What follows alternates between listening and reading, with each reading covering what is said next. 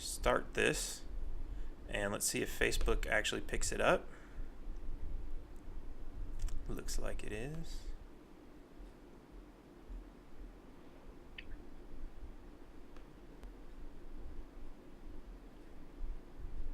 Don't put third-party ads in your video. That's because, they want to make money off of it. God. Is that an instruction from Facebook? Yeah. Yeah. Oh. It says, don't put third-party ads in your live video. For example, don't include bumpers, pre-roll, mid-roll, or post-roll. Ensure any pre-recorded content is clearly distinguishable from live content. Well, else they do what? I mean, well, they they have somebody there ready to hit a button to make it go black. It's like, probably. Yeah, they just that's what happened to Free Thought Project and everybody else last week. Really? Of course, yeah. All those sites just got wiped out, right? Those pages. Yeah. Oh God. All right. It's so pathetic. Oh, it's just. So we're live. Let me just throw that out there. And thanks for letting me know that. Yeah. So. Hi, Zuck. We love you, really. You don't really, Zuck. Yeah. Yeah. No, I just put a couple pretty anti-Zuck shirts on my campaign page, or on the Taxation Is Theft page, this week after his most recent purge. But yeah, let's pour gas. He's not making any friends, is he? Yeah. The guy who made billions of friends around the world is losing them by the million right now. Right. Oh man. Yeah. So and this came they said it was politics for profit, right? That was the accusation they were making, and then of course you hear all the the little political bots saying, oh well, they were just taking them down because they were doing politics for profit, like that even means anything, like that's like a big felony now, and then the next thing you see is they take down Liberty memes, which is like memes. Apparently they were selling t-shirts or something, so profit. And then I start getting all these ads in the last couple of weeks that are yeah, well, we know, because I have a from when I ran in I think 2014, I still have my campaign page up, so they're sending me yeah, you should do all this advertising for your campaign through Facebook, and I'm like, wait a minute. The idea of Facebook, by the way, saying no politics for profit without a shred of irony makes me want to fall off this couch. Right. And then there's an article that was posted with, I guess it was Glenn Greenwald's site, and somebody called me out and said, this article's a year old. And I'm like, so does that mean it's not still happening? But it was about Facebook taking down pages based on orders from the U.S. government and the Israeli government. And it's like, okay, well, that kind of okay, they don't like libertarian stuff. They're taking those pages down. It's so I get the whole idea of, okay, he owns it, it's his thing, he can do whatever you want with it. I'm totally cool with that. But one, I still have free speech and I can call him an asshole for that. Two, if he's doing it on orders of the government, that's not corporate censorship, that's government censorship. And three, a lot of people paid money to Facebook to advertise, to basically buy likes to these pages that then Facebook came around and said, oh, sorry, fooled you. Those are gone. All the money you spent, no refunds. And that's kind of... I guess the legitimacy or otherwise of that would be determined by the user agreements that we've all no doubt clicked yes to without reading. Right, which say we can terminate your account at any time just because we don't agree with anything you say. And yeah, it's... But what I think is funny is and you'll appreciate this, is the way that they created this new thing, politics for profit, which makes it sound like, some evil thing that Bernie Sanders would totally hate. And so and whatever they stick that label on is evil, and you must hate them because they're politics for profit. It's a dirty word. It's excellent branding or propaganda, whatever you want to call it. It's really brilliant how it works. It totally sucks that they're using it against us, but it's there's that could be a whole show on its own. Yeah, I can see it. I can see the gears cranking. Yeah, really, really. So I guess let me. I haven't properly introduced you. We just kind of jumped in, but Robin Koerner. I coincidentally, as fate would have it, at the 2018 convention, your booth was like right next to mine, and so That's right. So we were chit chatting the whole time, and you had a lot of really interesting things to say, and then like I didn't even know because I never left the building to go to the other. I think it was in the other building. So I didn't see the speech that you gave, but I saw it like on YouTube the week after. And Which one? I gave a few. Oh, really? Yeah. You were talking about the what was it about? Something about branding and the image and how you have to convince other people to accept liberty. Yeah, right. Yeah. And I saw that and I was like, dude, that's totally awesome, because I've been like trying to like tell libertarians this for like the longest time. Like, you sound like an asshole. You sound like you hate poor people. You sound like you want everybody to like, Mad Max style go out and kill each other. Right. Like, but that's not what it's about. But that's how you convey it to people who aren't totally on board with it. So it's finding that message and so like I heard you say this and I was like, dude, I wish I would have known. I would have been talking more to this guy about this type of stuff. But yeah, so that's totally awesome. And so I guess I guess one of the things we said we would talk about earlier is taxation is theft. Let's kind of put it into that perspective, because there are a lot of libertarians who actually come to me and say like, you shouldn't be saying things like that. It scares people away. Yeah. So what are your thoughts on that? All right. Well, I've got something special for you, Dan. All right. I didn't tell you that I had, because I just needed to check that I actually had.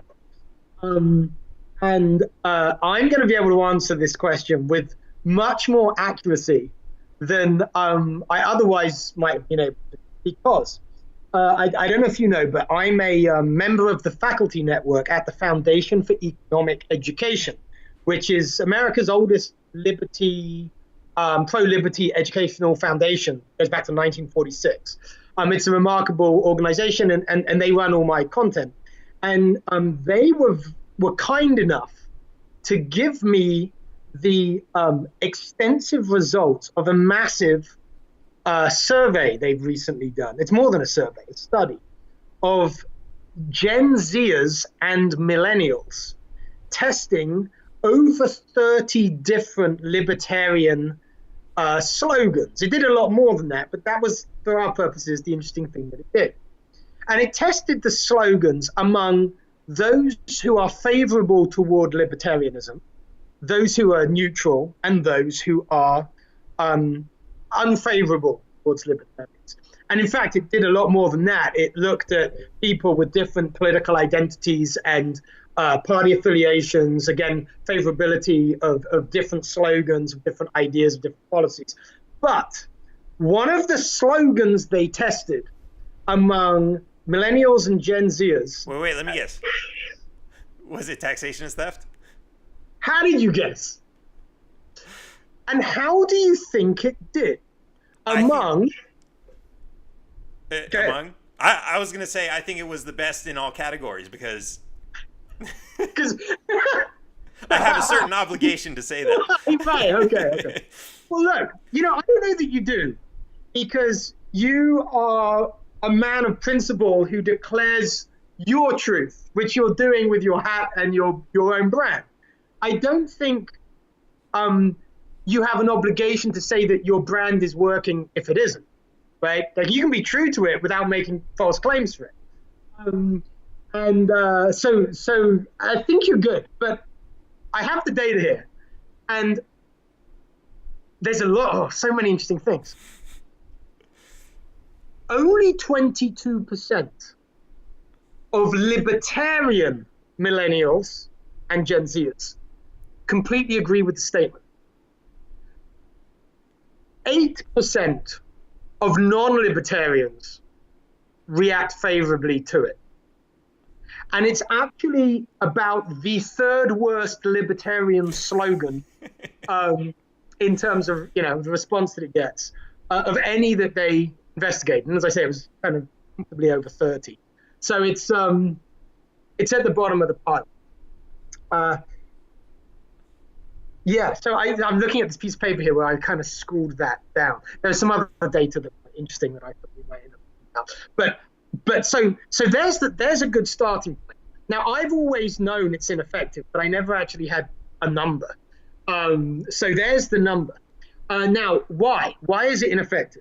Well, I wrote a very deep article. I mean, it's really a thesis analyzing this, and not just for Taxation Is Theft, but for basically the take-up of all policies, right? You know, if you declare, I favor this policy, what reaction are you going to get? And what determines it, right? What actually determines what it is that we agree with? What determines the political judgments that we form? And now, obviously, most people think they experience themselves, let's say, as forming political judgments for the reasons they give to justify them when they're asked, or when they're having a little Facebook argument, or whatever. I like his policies. Yeah. Well, what are they? I don't know. No. You see, the thing is, they're not. That's what people think, right? So okay. Since you said that, let's look at Trump. Just because everybody, right, was like, what just happened when that will happen, right? Now, what fraction of Trump supporters do you think, and as I ask the question, you will laugh at the absurdity of the question, do you think when this Trump guy, I'm going to go to his website and look at his issue statements. Oh, you know, I agree with him on an 8 of 12, so, well, that makes me majority Trump. I'm going to vote for Trump. What fraction? 1%, 0.1%, barely that, right? That's not how politics works. Zero.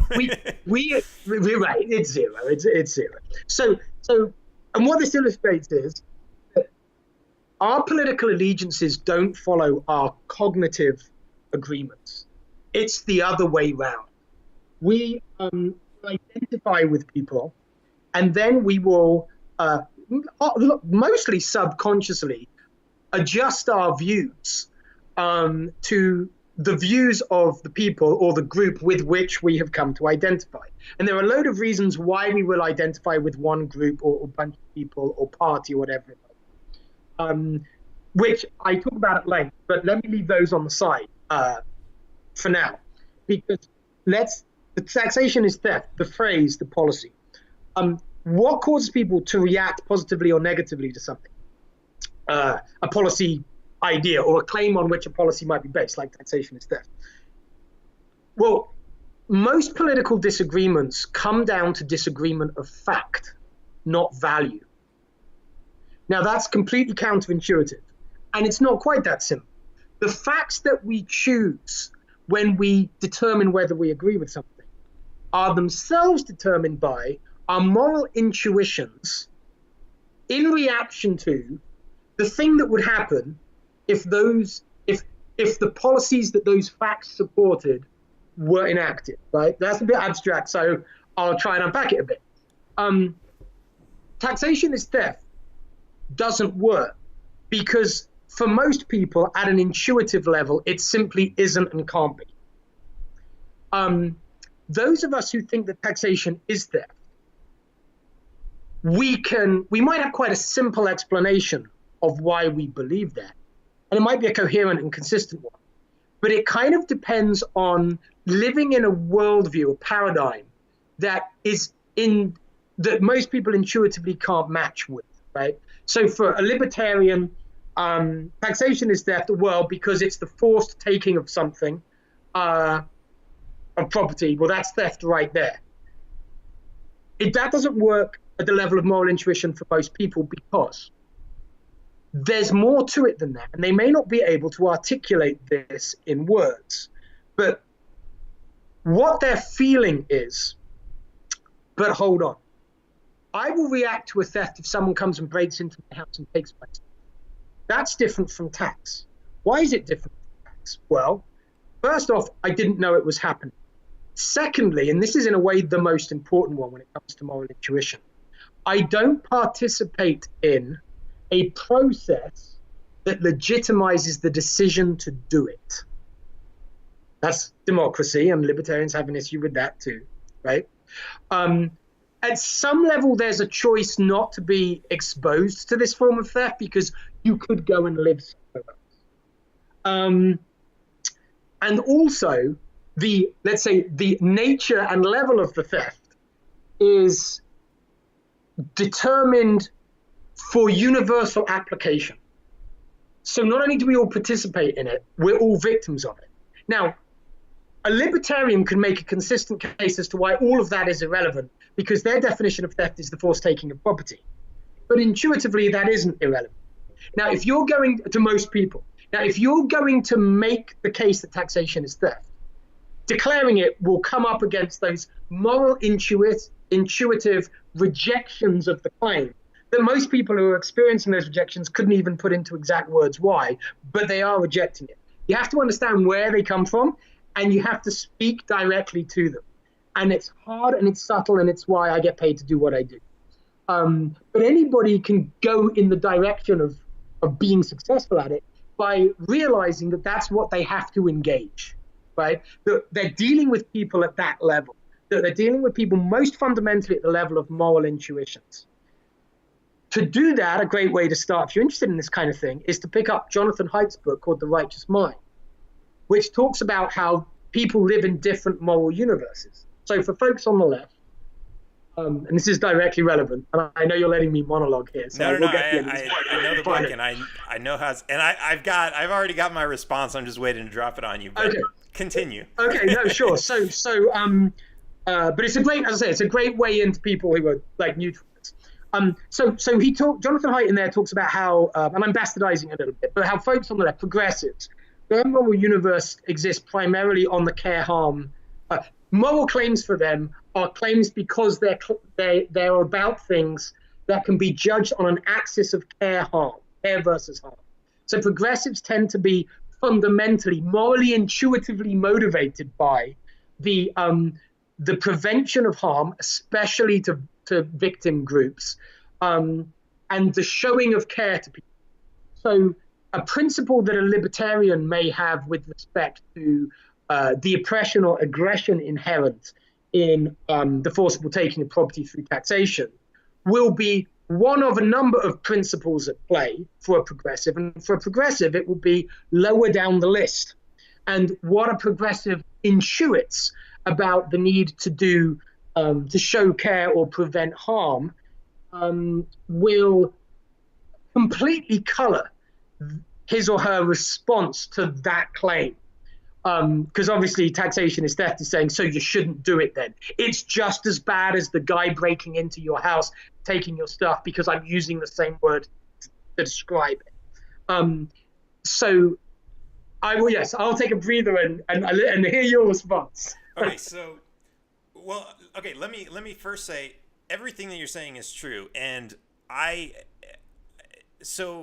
one of the interesting things that, because I walk around with this hat all over the place, and people come and start conversations with me, and they're either closet taxation is thefters, where like they kind of knew, but they were too afraid to say anything because they think if they just say the words anywhere in public, some microphone's going to pick it up and the IRS is going to kick their door in. Or they completely disagree with it, and then they come over to me and say, do you really believe that? And then we get into the conversation. Now, what's interesting is to somebody who doesn't believe this, and I've talked to dozens, hundreds, I don't know, a lot of them. Their first thing is, how can you say that it's theft? And I just say, well, by definition, it is taking without consent. It is taking property without consent. That's theft, right? And then they agree, well, yeah, that's theft. And do you consent to taxes, or do you pay them because you're afraid of what might happen if you don't? And then, of course, sometimes they'll say, well, I like paying taxes. Okay, that's fine. You like paying taxes, but I don't. So I'm being robbed, and you're basically supporting that system.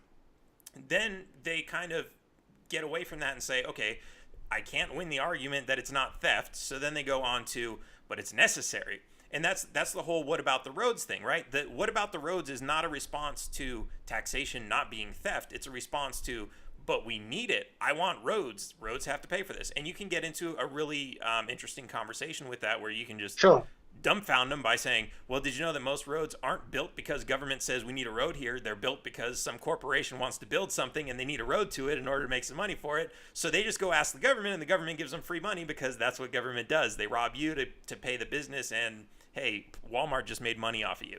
And then that kind of, now they're thinking, right? Because the problem we have now is everybody's just like, oh, that's just the system we live in. And now I've planted seeds, right? Now, absolutely. I understand that the people that I'm talking to, right? I know, like, I'm like, especially the guy who says, I love paying my taxes. He's not going to walk away and say, yeah, taxation is theft. But I had a really a good friend for a very long time. I shouldn't say had, I still have, after I told him taxation is theft. And he had all these really interesting arguments. He said, which made no sense at all, but, you know, to see how these people think. His was, we have a moral obligation to pay a tax because we're destroying the planet, but the money doesn't go to repair the planet. Oh, I know, but we have a moral obligation to, it's our punishment or something like that. And I'm like, okay, that makes absolutely no sense at all. It's a new one. Well, but here's the thing. So in his mind, taxation is still not theft, but I also know his wife, and he's, I heard from her, oh man, he just stomps around the house saying, he thinks taxation is theft. So he's now got this stuck in his head, and he's stomping around his house saying taxation is theft. And then a couple months later, he's actually a little bit more open to, like, okay, maybe it is. So now, to your point about your statistics saying, you know, yeah, that's true. That it's not very effective. If you tell it to a bunch of people who have never heard it before, a lot of them aren't going to agree with it. As far as the libertarians only being at 22%, well, I could argue that most of them aren't even really libertarians, but that's another discussion. But this one's really interesting. I want to ask you, what's your favorite Justin Bieber song? I wouldn't actually know one if I heard it. Okay, do you like pop music? Yeah. I like, if you should give me some stuff from the 70s, maybe the 80s, and certainly the 60s, I might be able to say yes. But any later than that. do you hear music on the radio ever, or like when you're out shopping in a mall or whatever, and it's like some poppy music, and you're like, this is garbage? This is. Oh, sure, yeah. Who doesn't, okay. Right? Now, but here's the thing: if you heard one of those songs 20 times, like maybe over the course of a week or a month, I guarantee you're going to be singing one of them. You're gonna be. Oh yeah, and look, let's be clear here, Dan. We're talking about different things. I wouldn't advocate you're stopping doing what you're doing, because what you're talking about, which is, I think it's a related but somewhat separate issue, is you're normalizing something, right? By letting people see it in a non-threatening way. A guy with a big yellow hat with a sticker on coming up to you. This is not one of those nasty, aggressive libertarians. Like, you're not taking yourself too seriously. Now, that's absolutely critical. One of the things that puts people off for any libertarian message is how seriously we take it with this kind of holier to get into a fight with a grumpy guy. Yeah. So, and also, like, I said only 8%, but that's still 8%, right? And if you can get those 8% of people who are thinking something in their head to actually be to see you and then go, it's actually safe for me to hold this view. And obviously you've got massive auto selection bias because, taxation, people who are going to come up to you and tell you, yeah, good on you, are the people who already are with you.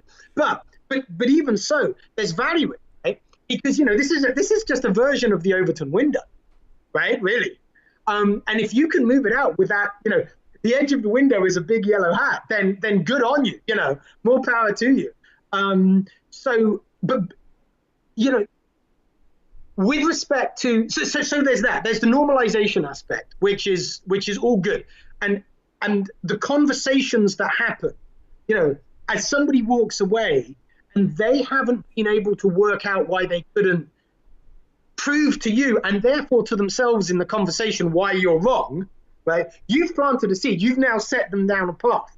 That's what we need to be doing. Like, whether you believe that's true or not, if you've got anything like, if any, let's say, economic liberalism about you at all, you want the population thinking about that, right?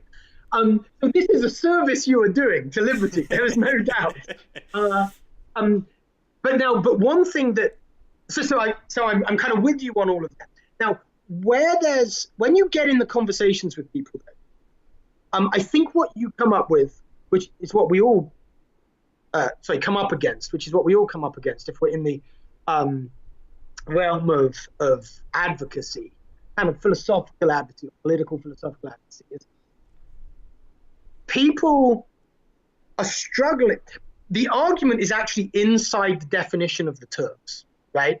So because somebody hasn't actually thought about what what is the definition of theft, and you give them a good definition of theft that seems to fit their first thought about it, they're not going to be able to tell you why taxation isn't theft.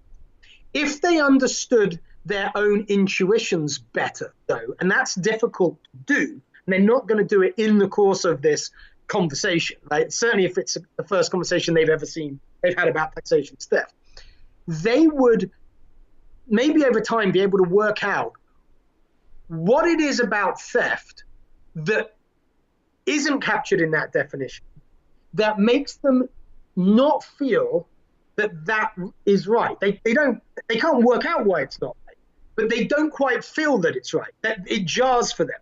Now, what I'm saying is, to be successful, we need to understand better than they do why it jars for them. When you can do that, then your ability to persuade is extremely, extremely powerful. And that's why I talk about moral intuition and mention Haidt's book. Because Haidt's framing gives you a way in to being able to, if you like, intuit somebody else's intuition about these kind of claims, that enables you to say things that works at a more, more intuitive and more fundamental level than you can have the argument at in actual terms that don't match their feelings. You see what I'm saying? So that's what I'm interested in. I'm interested in going kind of like, if you like, all the way to the end zone. So I want to understand almost like the structure of the feelings people have about theft and the claim taxation is theft. And that's why I mentioned, just to go back to one of the things I mentioned earlier. And there's by the way, a great speech about this by Malcolm Gladwell, which I recommend for any libertarian advocates, about the importance of there being deemed to be a legitimizing decision-making process behind a decision in determining whether people think that is a good decision or bad. That explains so much of what people consent to in politics. Most politics is not about the policy we think we're arguing about. It's about whether people feel that the process to getting to it is legitimate, which of course we can argue about. And the other thing is that people are resisting, and this is very libertarian actually, the feeling of being imposed upon. Half of all politics is resisting imposition, right? That is a libertarian instinct that everybody, especially in America, culturally has. And if we stopped at reflecting back to people how upset they are about being imposed upon in whatever their particular domain is, right? It could be gun rights, it could be gay marriage, it could be homeschooling, it could be, religion, depending on what part of the demographic they're in. If we went to that, we'd be much more successful, actually. So it's worth understanding this. People think they're reacting to the policy they're having the argument about, but intuitively they're reacting to typically two other things, which are much more fundamental and much more general. Yeah, and I think to that, I mean, that's kind of my position as far as when it comes to the healthcare or poverty, all these other things, is to kind of, and I've even got this campaign that's free healthcare, but there's like a little, like an asterisk next to the free, it's a V, like free as in verb, and then it says underneath it verb, and then to liberate, because the reality is, like, you can say you say free healthcare, and then the Democrats are like, yeah, free, but they don't know what they want. Just like they're not going to go to the website and see what it actually means. But it means to liberate healthcare, because right now you go to your doctor and it's like, oh no, you can't see your doctor. You have to do all this. You have to go through like all the paperwork and all this other crap that's going to add all these extra expenses. But if we liberate it, then and we can say that, and it's not. This is where libertarians are like, oh, that's misleading. That's socialism, or But of course, now you're because you're talking too far in the language of the left, and now the libertarian center is now like, oh no, those aren't the words that I use, so we can't, we can't use those words. But yeah, it is really about, ultimately. So I think there's two types of voters. There's one type of voter who says, I want change. What's going to benefit me? And then the other type of voter is, I don't really know anything. I don't really care about anything. I just know that whoever we pick as the leader better be somebody that I want to follow. And that's basically somebody who's just looking for an alpha that's going to guide them through their life, that they're, they're kind of lost in life as a whole. Okay, so I go into some detail on this point, another good point you made, in my program, Weapons of Mass Persuasion. I've got a website called weaponsofmasspersuasion.com. To actually understand, how people make their political judgments, form their political opinions. Because if you understand how they do, then you can hack that process, right? And as I said earlier, it really helps to understand the process better than they themselves understand, which is usually not too difficult to do. Now, you mentioned two interesting things there. One with respect to following the alpha. It doesn't. I would say that's kind of close, but it's not about the alpha being an alpha. It's about the person being someone I identify with more generally. Now, because, and when there isn't a person, we use parties for this. Most people use parties for this. Like the D or the R or the L, they're shorthands for trust, right? Because we all know we're not going to sit down and actually analyze the advantages or disadvantages. Right, it's a brand loyalty, and we do that in life all the time. I mean, even the most hardcore anarchist, if they get on a public bus, let's just say an anarchist is getting on a public bus, right? Because in Seattle you probably have to do that. And the bus driver says that's $2.75. The anarchist doesn't turn around and say, prove it, because we trust so much. All of our life, we're trusting hundreds, thousands of times a day. You can't operate if you don't trust, right? You wouldn't walk out of the door unless you trusted that the guy the engineer that built the building, actually built it right, and the door frame's not gonna collapse on you, right? We trust all the time.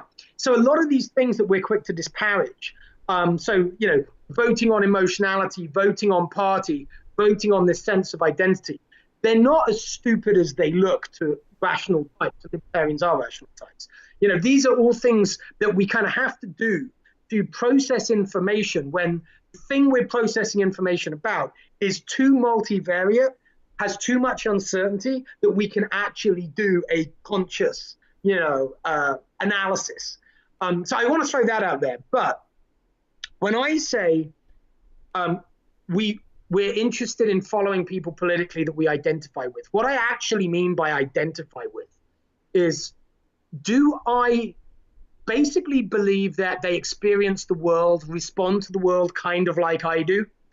And if they do I basically believe that they've got more or less the same morality as me, so they're going to want to do more or less the same things in response to their experience of the world? If you have those things, then you identify with, let's say, a political leader, and you'll follow them. And this, by the way, is why Trump got in office. It's why Brexit happened. It's why most political insurgencies are successful, because somebody gets up outside the mainstream and they reflect back what a large fraction of the population are feeling, and that the entire political mainstream is on the wrong side of. So with Trump, it was, he went to the top of I've used this example a lot recently. It's a good one. He went to the top of the pile of the Republican candidates when he made that comment about the Mexicans, that and the being rapist and all of this that the media was so scandalized by. But what a lot of people in the country heard, I believe, was it isn't fair that people that break laws get stuff that people like you who don't break laws don't get. That's what immigration is to a lot of Americans, especially a lot of Americans that swung behind Trump. He's speaking to the abuse of the sense of fairness that the American immigration system represents to them, and the fact that all of their mainstream political options, Republicans and Democrats, are associated with causing the problem, causing the unfairness, not solving it. Similarly, in England, Brexit, Nigel Farage goes to the country and says, it's just not fair that you can't kick out of office people that make laws for you, right? They're the people in Brussels. You can't kick them out of office. It's just not fair. And at the same time, all of the British main parties were saying, we need more Europe, not less. Political open goal. So when people saw Farage say what he said, or Trump say what he said, they go, this guy is saying what I feel. He experiences the world like I do, where it kind of matters, where everybody else is making my world worse for me. It's that level at which all politics, the politics of identity. And, that's a bit of a slogan in quotes. I mean, it's a first order approximation, but you see what I mean. And to your other point about self-interest, yes, but the but is that when people determine, and again, it's largely subconscious process, whether supporting a policy is in their interest, how they gauge their interest involves a number of factors. The top one for most people subconsciously is, does supporting this policy enable me to maintain my current high moral standing among my own friends, family, community, church, whatever it might be, right? Whoever you define as your personal constituents. Subconsciously, that's the main driver of determination of self-interest, but it's subconscious because it's not a kind of a mathematical determination of, oh yeah, if I support this tax policy, I'm saving more money. Right. So I want to go back to what you said about people identifying as I guess I think you said how they would act in a certain position, especially with regards to Trump. I'd even take that a step further and maybe not say how they would react, but how maybe like their fantasy version of themselves would act. Like some people are like, oh, well, I'd go in there and I'd go, they say all these things. I got ripped off by the car mechanic. I'm going to go down to that shop and I'm going to kick his ass. And they come up with all this stuff and they're not actually going to do that. But then to somebody who actually does do that, like the guy who I'll give the Taxation Is Theft version of that, is the guy who flew his plane into the IRS building. There were a lot of people who were cheering him on. They would never do that. They would never do an act of violence. They know there's innocent people who got harmed in that. But they cheer on the fact. Or here's another one: the guy who took the tractor and made a bulletproof tank out of it and took down the mayor's house with it because they stole his land or something. It's so I think you're dead on with the identity, right? Because there's like, oh yeah, that guy could be my friend, or like, but I think there's still that alpha. That's why somebody, like a lot of people, they're not the leaders, they're the followers, but they want to be around a good leader. And I think that's also, the Stockholm syndrome thing. Like they don't want, when you have a strong leader, even if he's breaking the law, you don't want him to be stopped by anybody. You want, yes. I understand. No, you're making a good point. Let's unpack it a bit further. If I believe that, that there's got to be Brexit, and I feel it really strongly, but all of my political options are on the wrong side of it. And whenever somebody says I'm for leaving the EU, the media calls you a racist, xenophobe, stupid moron, right? Which is exactly what happened, right? With Brexit, just like anybody that was supporting Trump was an obviously laughably stupid and deplorable and all those things, right? In that environment, the guy who just gets up and says the thing that everybody's scared to say is, for your purposes in this discussion, is the alpha. Is alpha enough, right?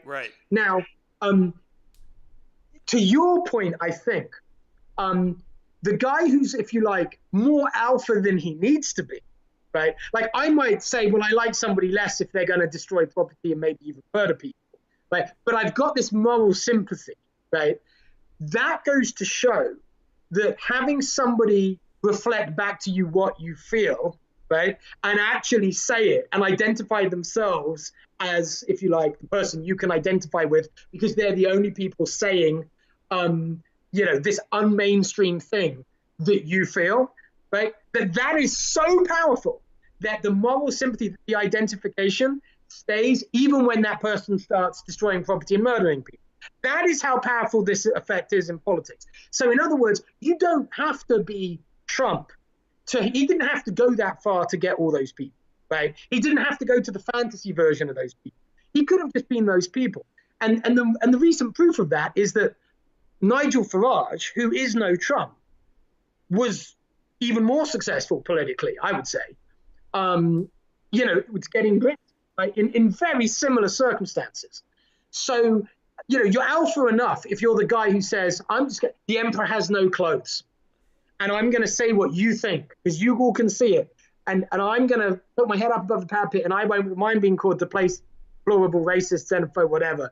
And then you get you go for it. And then if you're the guy that people are cheering on, you go for it because he's carrying your banner, as it were, flying your flag. Then if he goes a little bit too far, well, that's just the price to pay, because at least he was the guy that actually went and did it.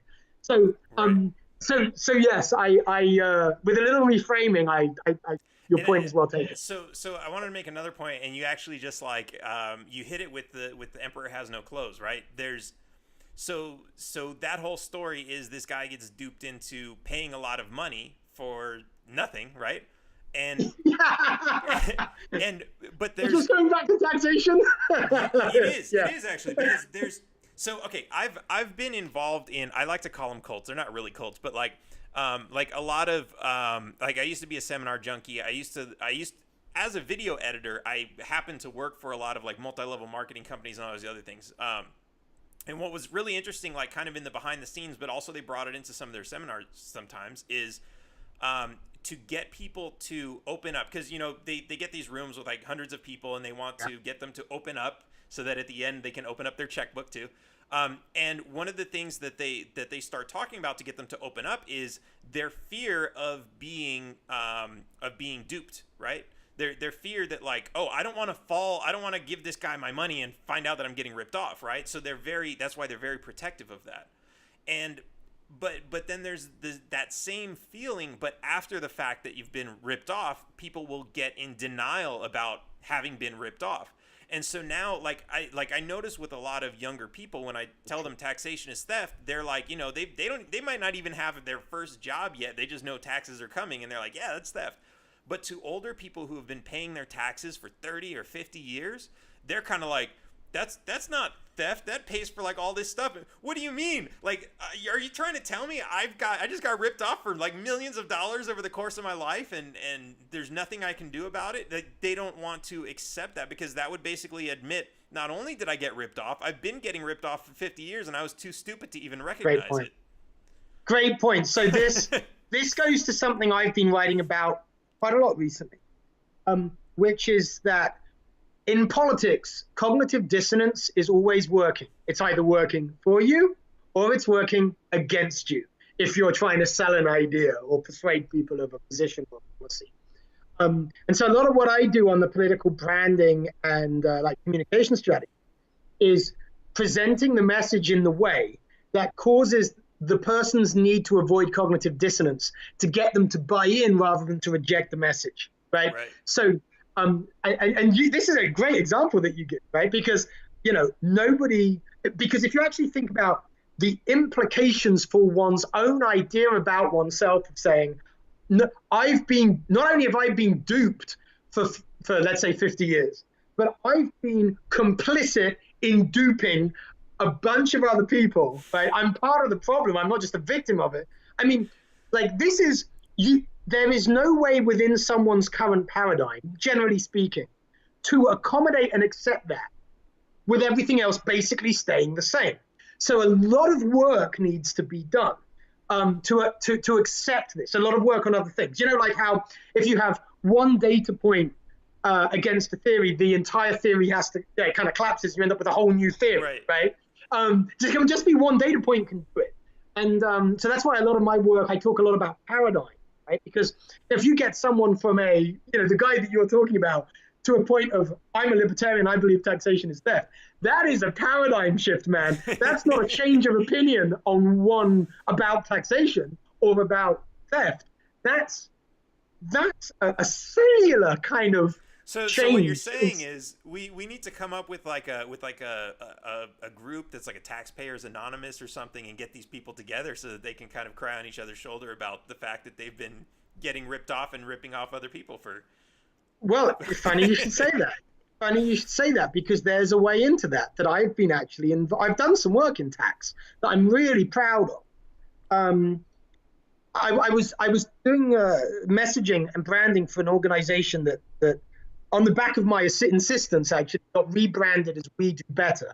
It was a We Do Tax Revolution Institute, and I actually went down to Netroots. You know, Netroots, hard left conference, annual biggest leftist conference in America, I think. It's down in Atlanta. I was there a year ago. So, it's where all the self-identified socialists are, and you've got those kind of groups. And I went down with this organization, We Do Better, and I got self-identified socialists to sign up to tax-reducing policies in this way. I suggested that people should I'm going to kind of do a long story short here, but basically what it came down to was asking folks on the left, when there's a conflict between our moral obligation towards the well-being of needy people in our society and our ideological conviction about how to deliver that well-being, right? When there's a conflict between outcome and ideology, which one should we go with? Well, obviously outcome, right? The human well-being is the thing. Absolutely. So why don't we let people in different communities direct some small part of their tax liability to the organizations that they can see in their community are best helping the most needy people in their community? On that basis, I was getting folks to sign up, socialists, to sign up to a dollar for dollar tax credit up to $500 or $1,000 to enable people in different communities to literally move the money away from the government to the voluntary sector. Right now, it's actually being done in Arizona, and but the reason I was able to sell it to these hard leftist, self-identified socialists was I wasn't getting them to agree with me anything about taxation. I was completely accepting their reason for wanting it and saying, if there's a better way, should you be allowed to choose it? And I wasn't even saying that the voluntary sector was more effective than the. See, that was really critical. I was still allowing them to have their government god. I was saying, but in those cases where you actually see that's not the case, how about you put the money to the organization that outperforms the government? And you know what? If the government is outperforming all the voluntary sector, then you keep sending the taxes to them. Dollar for dollar tax credit. I was signing up socialists with that. It was one of my proudest moments. Now, I was actually, in other words, framing the taxation discussion. You weren't even talking about the taxes. You were just. But it was tax policy. I was doing tax policy, but I wasn't talking about the taxes, right? And so these are people who care about the care versus harm axis. So I completely framed it in that way. I was making an empirical argument, I guess you could say, rather than a philosophical. And there are also folks on the left, especially the hard left, are very concerned with victim groups. So you make the case on the care versus harm axis with particular emphasis on groups who they think most need our help. Astonishing what you can do. Also, since you talked about victims, this never got off the ground, but we looked into having what are they called? Kind of therapy sessions for people who have been abused by the IRS, like people who've been through completely inhumane audits. Because there's more. I mean, you probably do know actually, yeah. But there are more people whose lives have been devastated by absolute inhumane treatment by the IRS, completely innocent people. Um, and the stories I could tell, like they would make you spontaneously cry. And this is untapped. This is untapped political capital for people like us that just want to put an end, or at least massively reduce this madness. No, and I literally would, like, if resources were no object, and I was back in doing branding for, anti-tax organizations, I would pursue that idea. I would actually have a help group, and I would make it public, the existence of this help group for people whose lives have been devastated by the IRS, because the implementation matters as much as the theory. In other words, you actually identify the victims. There are actual victims, and you use victim language when it comes to taxation. And then you're not having a libertarian philosophical discussion. You're having a human, if you want to say it this way, progressive discussion, if you want. So there are many ways into taxation, and as there are in all issues. And I think what you're doing is part of the picture. It's just a question of filling out the picture. Absolutely. You had something there, and it gave me a thought, and I lost it. That happens to me all the time, man. I need a notepad. Well, while I'm trying to think of that, do you have? I know you've got some books and you've got some websites. You wanna give some plugs for some of the? Oh yeah, thanks. Sure. Yeah, sure. So I guess the most important thing for me to plug now, that's related to everything we've talked about, is this program that I've created, and it's available online, called Weapons of Mass Persuasion, and it's specifically for libertarians selling liberty to everyone you're ever going to meet. And it's a serious program. It's like 16 modules, and I think it's over 100 videos, training videos. There's quizzes and interactive stuff in there. If you sign up, you get live seminars with me too on a monthly basis. It's something that I'm increasingly being asked for when I give speeches and presentations, communication stuff, right? Like libertarians are increasingly interested in it, which is great. So I was like, you know what? I'm just going to put it like a foundational program in libertarian persuasion, but it's comprehensive. I mean, it will take you kind of to a university level. So if anybody's listening and they want to get really good at it, or they're interested in the kind of thing they're reading about in Jonathan Haidt or kind of work that I do, weaponsofmasspersuasion.com. And there's that. I've got interesting articles coming out on FEE, Foundation for Economic Education. So that's fee.org, FEE.org. There is always my book, which, thanks to your telling me to do so, Dan, I had here ready to throw in front of the camera. If you can keep it, Why We Nearly Lost It, and How We Get It Back. And if you order that on my website, robinkoerner.com, I will send you a personalized signed copy. That's Robin Koerner, ROBINKOERNER.com.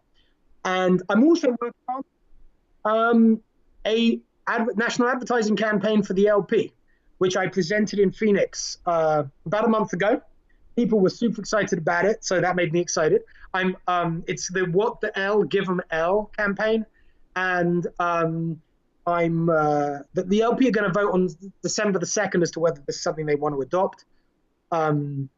We're supposed to be in formal negotiations right now, although I haven't heard from them for a while. But they have my solicited proposals on their desk. So this is something also. There's a few other things, but I think that's enough for now. Yeah. Awesome. Yeah, and congratulations on it, because I saw I think there were some shirts and some memes going around. I'm wearing. As soon as I saw that, I was like, that was Robin. I know it. And it turned out to be so awesome. Well done. And I actually I am selling these, by the way, right now. Right? There's various ones of What the L and Give 'em L. If you go to Give 'em L Facebook page, just check it out. There's lots of different slogans to choose from. Like, this isn't the actual campaign. I say the LP hasn't agreed to adopt it yet. But when I tested it out a month or two ago, people said, I want one of those. Can we get that? Can we get that? So there was a bit of demand. So I'm just meeting the demand right now. So now's a good time if you want to get in on it. Awesome. So that other thought hasn't come back to me. Oh man, I'm sorry. I bet it was a good one. But I do. You did talk about your program, and I have been meaning to get over there because I do want to check it out. I know you've got like a lot of really interesting things to say. Oh, I've been meaning to ask you what's your educational background with this, because it sounds like you're like a psychologist or advertising marketing PhD It does, something. doesn't it? I'm glad you asked. I'm actually academically trained as a physicist, and who then went off and did graduate work in philosophy of science. Now, so not directly related, however, somewhat related, because when I went off and did the philosophy of science, I specialized in epistemology, which is why and how people justify and acquire knowledge and belief. And I find myself obviously drawing on a lot of that in the work that I do. In a way, it's kind of it's one level more foundational for the psychology that I do. Now, with respect to the psychology, I was taught sales and marketing as a young adult, straight after university. So after I did the physics and philosophy degrees and stuff, I learned door-to-door sales, and that's where I cut my teeth. I got quite good at it. Won, prizes and stuff. But I didn't want to be selling books door to door. I didn't know what I wanted to do. But now I actually use those skills, and I now have, if you like, retooled them for politics, for Libertarian. So now I do the sales and marketing and branding, importantly, of ideas, and obviously, as I say, of liberty ideas. So with respect to actual psychology, I've got to say I'm self-taught in psychology and behavioral economics, but being a scientist, I believe, means that I bring a rigor, and I want to say a kind of a lack of the kind of prejudice that you get when you study social sciences and politics and economics formally. I really love that I went, I learned, I did a numerate subject to a very high level. I have physics. And so then I came to these subjects, politics and economics, and psychology, which of course is a science, and neurology, which is a science, with a physicist's mind, a scientist's mind. And I think that's part of why so much of my work is original. It's like really original. And so that I think I'm able to contribute new things to what we know about persuasion, about conflict, about establishing, agreement, about applying all of that in the realm of politics, et cetera, et cetera.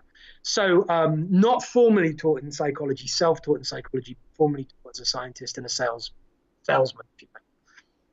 Awesome.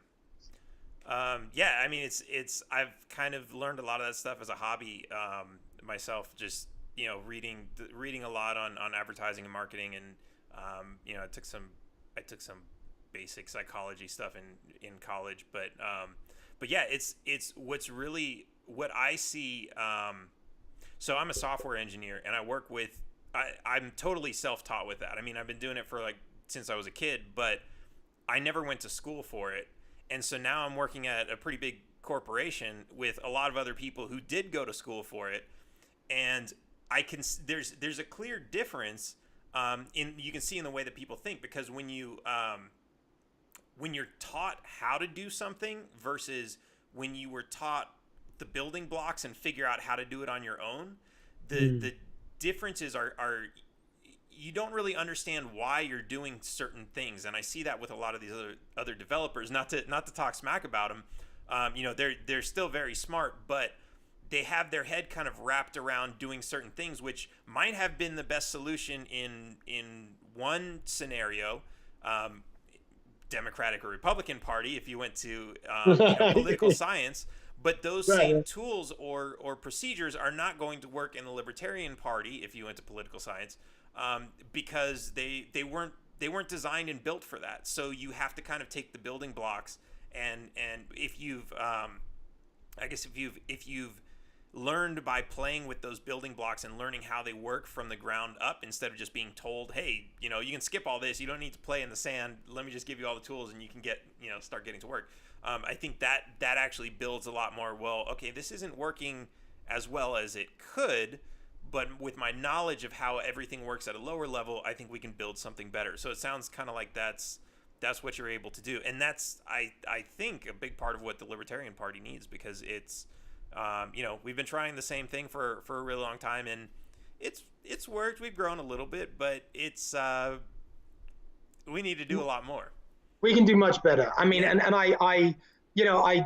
I was told by folks in the room when I presented my what the hell give Mel idea, which I called a national brand launch and advertising paradigm. Right. I wanted what actually, because it's more than just, a slogan on a billboard, right? Like it's something you can put so much more in. And it's a whole approach to rolling out the brand in a way that, as I said in the presentation, educates people about libertarianism without at the same time pushing them away, rather pulling them in and making them actually even vote for libertarians, right? So it's a lot that it's got to do. And it's got to do it in a country where 90% of people don't know what libertarian is, and most of the 10% who think they know are wrong and hate it. So, that's not a great starting point, right? But in a way, it's an all right starting point, because if you've got 90% who don't know, that's kind of a clean canvas. But a successful advertising or brand launch campaign has to respond to the environment you're doing it in. And so I put a lot of thought into that.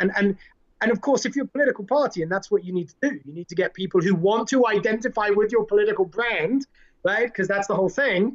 And then actually act accordingly, which means, maybe vote libertarian. You gotta be thinking in these terms. And I was told to say by people in the room that they'd never seen a marketing presentation that was anything like the one I gave, that actually gave a kind of an entirely kind of I don't want to say package, but an already conceived advertising paradigm, right? That matches, entirely the libertarian brand, because I'm a liberty guy, but also the actual country that we need to sway, because, this is what I spent all my time thinking about. And also, I was the guy that was responsible for the biggest coalition for Ron Paul in 2011. Well, I mean, I started that. I did that. I've done massive insurgent libertarian movements. And I populated the Blue Republic movement mostly from Democrats and independents. I don't know if there's anybody else in the country that knows how to do it. I'm not saying I am the only person, but I haven't met the other person. Especially for liberty.